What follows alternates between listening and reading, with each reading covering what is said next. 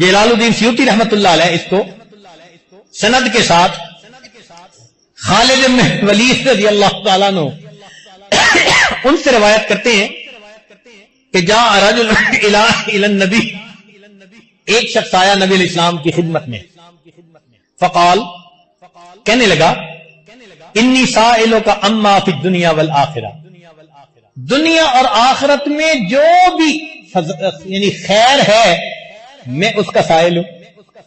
فقال له، نبی علیہ السلام نے فرمایا، سل اما، تو پوچھ، اما بدأ لک، اس نے بات اس طرح سے شروع کی، قال یا نبی اللہ احب ان اکون اعلم الناس، چونکہ ہمارے اس علم کے ٹاپک سے یہ پہلی بات ایک تھی تو پوری حدیث مبارکہ ہی آ گئی، کیونکہ اس میں بہت خیر کی باتیں ہیں۔ اس نے پہلا سوال دیکھو کیا کیا، اے اللہ کے نبی صلی اللہ علیہ وسلم، احب ان اکون اعلم الناس، میں چاہتا ہوں کہ انسانوں میں سب سے زیادہ علم والا بن جاؤں، بڑا عالم بن جاؤں۔ قال، نبی علیہ السلام نے جواب میں فرمایا، اتق اللہ تکن اعلم الناس، اللہ سے ڈر، تقوی اختیار کر، سب سے بڑا عالم بن جائے گا۔ قال، اس نے یہ پوچھا، احب ان اکون اغنی الناس، میں پسند کرتا ہوں کہ میں سب سے زیادہ غنی بن جاؤں۔ قال، نبی علیہ السلام نے فرمایا، کن قنعا تکن اغنی الناس، قناعت کو اختیار کر تو انسانوں میں سب سے زیادہ غنی بن جائے گا۔ فقال، اس نے یہ پوچھا، احب ان اکون خیر الناس، میں چاہتا ہوں میں سب سے بہتر انسان بن جاؤں۔ فقال، نبی علیہ السلام نے فرمایا، خیر الناس من ينفع الناس فکن نافعا لهم، انسانوں میں سب سے بہتر وہ ہے جو انسانوں کے لیے سب سے زیادہ نفع دینے والا۔ ہر ایک کو نفع ملتا ہے اس کی ذات سے، اپنوں کو بھی اور پرایوں کو بھی۔ تو ایسا بن جا تو سب سے اچھا انسان بن جائے گا۔ فقال، اس نے یہ کہا، احب ان اکون اعدل الناس، میں چاہتا ہوں میں انسانوں میں سب سے زیادہ عادل بن جاؤں۔ فقال، نبی علیہ السلام نے فرمایا کہ اگر تجھے انصاف اچھا لگتا ہے، احب للناس ما تحب لنفسک تکن اعدل الناس، جو اپنے لیے پسند کرتا ہے وہی لوگوں کے لیے پسند کر لے تو سب سے زیادہ انصاف پسند بن جائے گا۔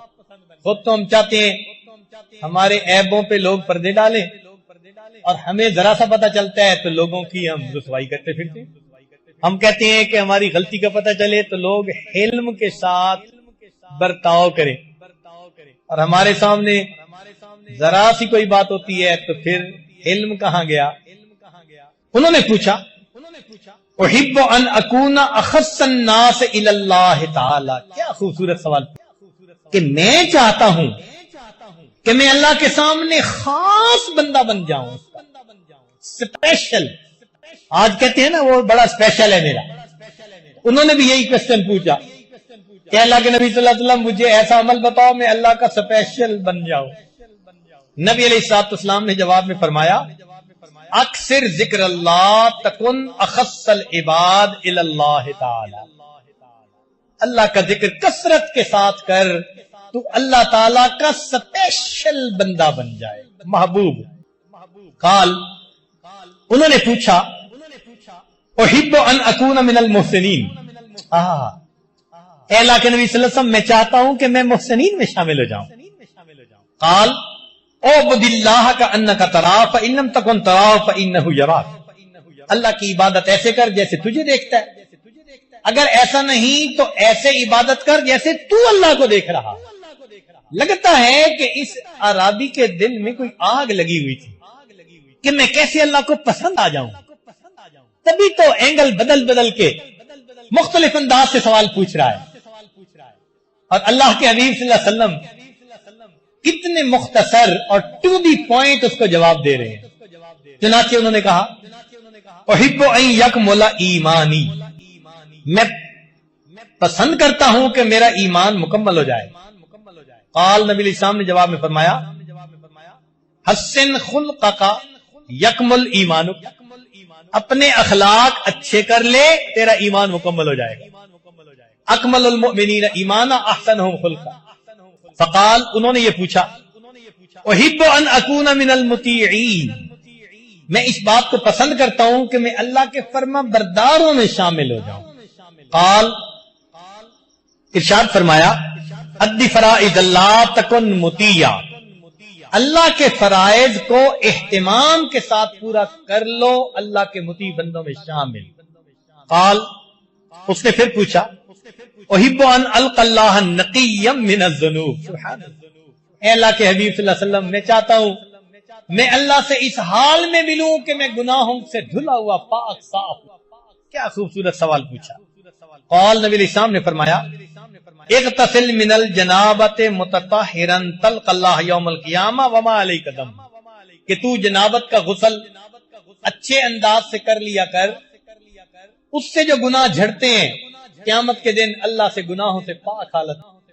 قال، اس نے یہ پوچھا، احب ان احشر یوم القیامت فی النور، میں قیامت کے دن نور میں کھڑا ہونا چاہتا ہوں، میرا حشر ہو۔ قال، نبی علیہ السلام نے فرمایا، لا تظلم احدا تحشر بی یوم القیامت فی النور، کسی پر ظلم نہ کر، قیامت کے دن نور کے اندر تیرا حشر کیا جائے گا۔ اس کا مطلب آج جو زیادتی کرتے ہیں، ظلم کرتے ہیں، یہ قیامت کے دن کی سیاہی ہے، چاہے وہ ظلم کسی ایک پر ہو، قریبی پر ہو یا دور والے پر ہو، اپنے پہ ہو یا پرائے پر ہو۔ ہم دل میں سوچیں، آج کہیں ظلم کا ارتکاب تو نہیں کرتے؟ جو ظلم کا ارتکاب کر رہے ہیں یہ قیامت کے دن کی ظلمت بن کر ہمارے سامنے آئے۔ قال، انہوں نے پوچھا، احب ان یرحمنی ربی، میں پسند کرتا ہوں کہ میرا رب مجھ پر رحم فرمائے۔ قال، فرمایا، ارحم نفسک ورحم خلق اللہ یرحمک اللہ، تو اپنے آپ پہ بھی رحم کر، اللہ کے بندوں پہ بھی رحم کر، اللہ تعالیٰ تیرے اوپر رحم فرمائے۔ قال، کہنے لگا، احب ان تقل ذنوبی، میں چاہتا ہوں کہ میرے گناہ بہت تھوڑے ہو جائیں۔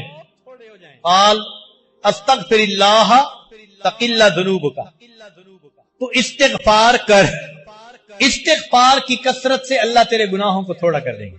قال، اس نے پوچھا، احب ان اکون اکرم الناس، میں انسانوں میں سے سب سے زیادہ کریم بندہ بننا چاہتا ہوں۔ فرمایا، قال، لا تشکون اللہ الی الخلق تکن اکرم الناس، مخلوق کے سامنے اللہ کی شکایتیں نہ کرو۔ اور آج یہ گناہ عام ہوتا جا رہا ہے، کسی عورت کے پاس کوئی عورت بیٹھے تو 2 منٹ میں بیٹے کو نوکری نہیں مل رہی، بیٹی کا رشتہ نہیں آ رہا، فلاں بھی کام پورا نہیں ہو رہا، فلاں بھی نہیں ہو رہا، وہ تھوڑی دیر میں پتہ نہیں اللہ کی سینکڑوں شکایتیں بیان کر دیتی۔ تو فرمایا کہ تم اللہ کی شکایت نہ کرو مخلوق کے سامنے۔ اور کئی تو یوں کہتے ہیں جی اللہ تو ہماری سنتا ہی نہیں۔ ایک روشن خیال صاحب آئے، کہنے لگے حضرت صاحب اللہ تعالیٰ داڑھی والوں کی بڑی فیور کرتا ہے۔ میں نے کہا الحمدللہ۔ فقال، کہنے لگا، احب ان یوسع علی فی الرزق، بہت اہم سوال، کیونکہ بہت سارے لوگ آج اسی کھاتے میں پھنسے ہوئے ہیں، یہ گدی گاڑی میں نا پھنسے ہوئے ہوتے ہیں کہ جی رزق تھوڑا ہے، ضرورتیں پوری نہیں ہوتی اور ہمارے اخراجات پورے نہیں ہوتے۔ گھر کے جتنے لوگ ہیں اتنے نوکری کرتے ہیں پھر خرچے پورے نہیں ہوتے، کاروبار نہیں چلتا، فیکٹری نہیں چلتی، کام نہیں چلتا، تو رزق کی پریشانی آج عام۔ سنیے، وہ پوچھ رہے ہیں، اے اللہ کے نبی صلی اللہ علیہ وسلم، احب ان یوسع علی فی الرزق، میں چاہتا ہوں کہ میرے اوپر اللہ میرا رزق وسیع کر دے، زیادہ کر دے۔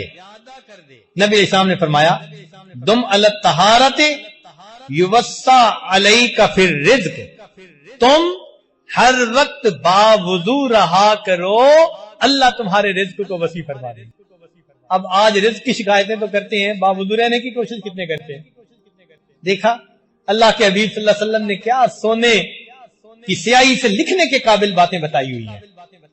قال، اس نے یہ سوال پوچھا، احب ان اکون من احباء اللہ ورسولہ، میں چاہتا ہوں کہ میں اللہ اور اس کے رسول صلی اللہ علیہ وسلم کے محبوب بندوں میں سے بن جاؤں. اللہ بھی محبت کریں, اللہ کے محبوب صلی اللہ علیہ وسلم بھی محبت کریں.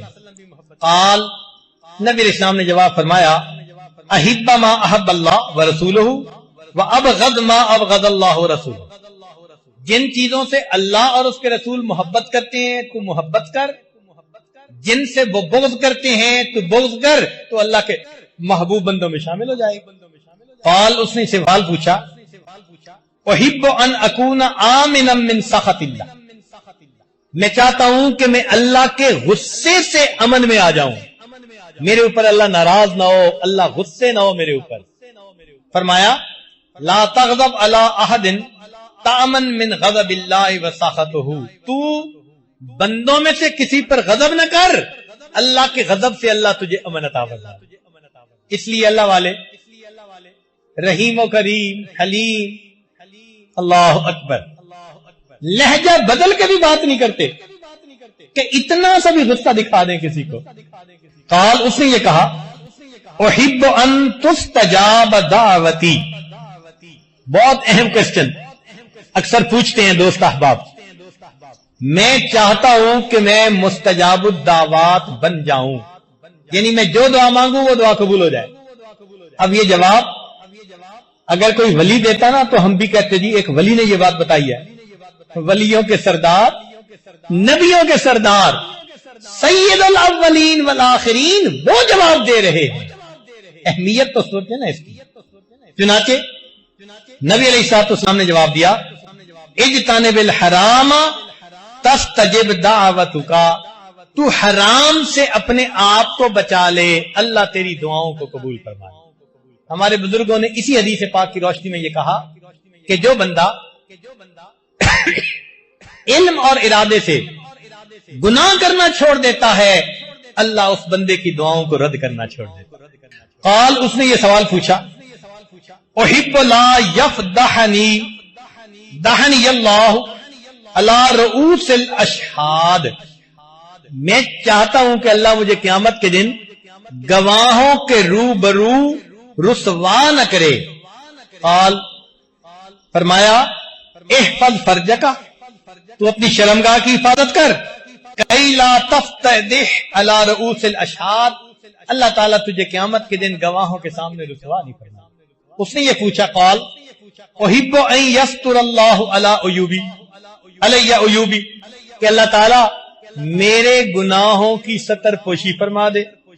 قال, استر عیوب اخوانک یستر اللہ علیک عیوبک, تو لوگوں کے گناہوں کی پردہ پوشی کرے گا, اللہ تعالیٰ تیرے گناہوں کی پردہ پوشی.